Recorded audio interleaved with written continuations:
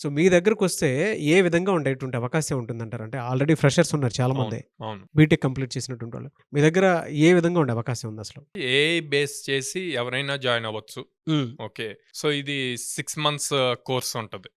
కంప్లీట్‌గా related to artificial intelligence. So, ఈ course నేర్చుకున్నప్పుడు కంప్లీట్ బేసిక్స్ నుంచి స్టార్ట్ అవుద్ది.